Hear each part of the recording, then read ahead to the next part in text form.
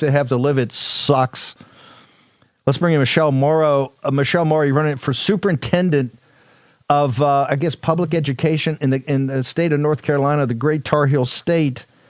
Man, why are they hating on you so much? You and Lieutenant Governor Robinson are the two people in this cycle that they have really gone after. Why do they fear you? Why do they hate you, ma'am? I think that the Democrats know that North Carolina is their top swing state because we have so many unaffiliated voters. And the other thing is, I've been speaking truth in talking about how we want to get back to the basics of education and exposing what's been happening in our schools, the failures of the left in the radical agendas and the political and sexual and racially explicit stuff that's poisoning our children's minds and keeping them from getting a good education. CNN has been the media arm of the DNC for a time. We've seen for years that they have lied and smeared President Trump in an effort to destroy him. And I think I'm just next on the hit parade. So here's what I understand. If you look at the Research Triangle, if you look at the great universities, Duke, Wake Forest, University of North Carolina, North Carolina State, and it hurts me to say this as a Virginian, right? But you could argue, and I think this is even more important than being a swing state.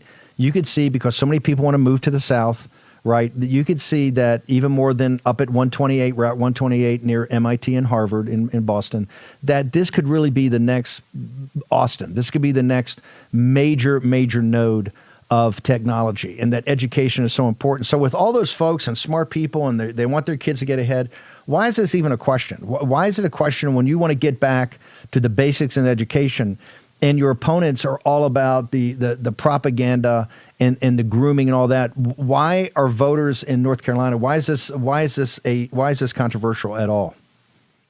It's controversial because the left understands that education is the most uniting issue in our state and around this country.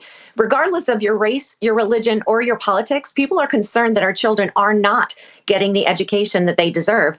And so the only thing that the left has is to slander. They don't want to hear solutions. They don't want people to hear how we're going to actually get back to safety in our schools and academic excellence and fiscal sanity. So they must drown out the solution-minded people, the people who are actually bringing people together to make this state be the best educational system in the nation and an example for everybody to follow. They are desperate to detract from the radical opponent that the Democrats have put up against me in this race.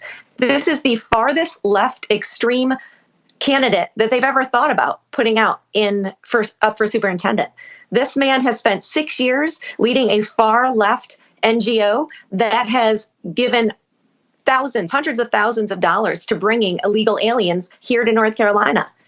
He is the one who wrote the checks that were responsible for the BLM riots that destroyed businesses in towns and cities across North Carolina. He is he's fully supportive of CRT and DEI and pushing it into every aspect of our K through 12 system. The left is desperate that the people of North Carolina not know that if he is put in power, if my opponent is given this position, our educational system and as a result, our state will be unrecognizable in the next 2 years. We will be California 2.0 before we can blink an eye.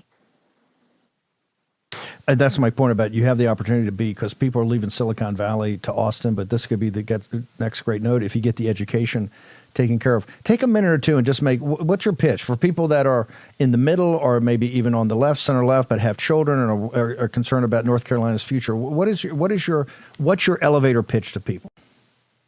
My elevator pitch is that our schools should be the safest buildings in the state. Right now, there has been an 84% increase in crimes and violence that's been reported in our schools in the last 5 years. We have over 1,500 teachers that just in the last year were assaulted in the classroom. Children cannot learn, and teachers cannot teach if our students are not safe. And so that is a huge priority. As I've traveled the state, that is an issue on the hearts and minds of every family in North Carolina. Second, the goal should be academic excellence. We need to use our classroom time. We need to use our budget in order to prepare our children to be critically thinking, to be problem solvers, to be able to read and write and do math. You know, when I tell parents across North Carolina that only 25% of our 8th graders last year were proficient, just proficient in math, reading, or science.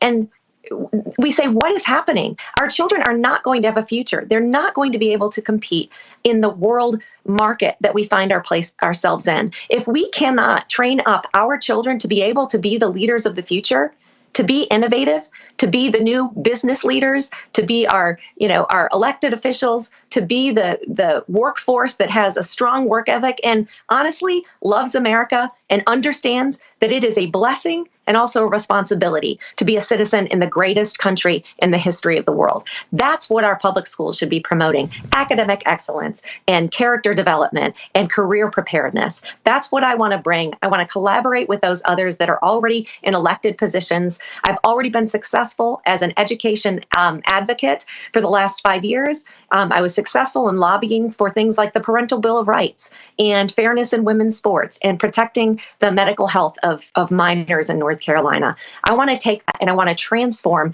our schools back to places of academic excellence, safety, and fiscal sanity. Michele Moore, where do people find out more about you, more about your campaign, and more about your efforts to make sure that these schools are safe places, nurturing places, and that North Carolina can get back to being one of the leaders in the nation in public education? Where do they go? My website is Morrow, MORROW, the number 4NC.com. They can go there and really, this is a team effort. Just as you have been empowering people around the nation to stand up and to protect our freedoms and to fight back against this radical takeover that seeks to destroy the United States of America. We need people around the nation because this is not just an issue here in North Carolina. This is happening in every state in our union. And so if you would go to my website, follow me, you can find me on social media. You can get my emails because we're going to be having town halls in the next 8 months throughout North Carolina. So I can hear from the people of North Carolina about how I can help to change what's happening in your school systems and make every child successful and hopeful about their future.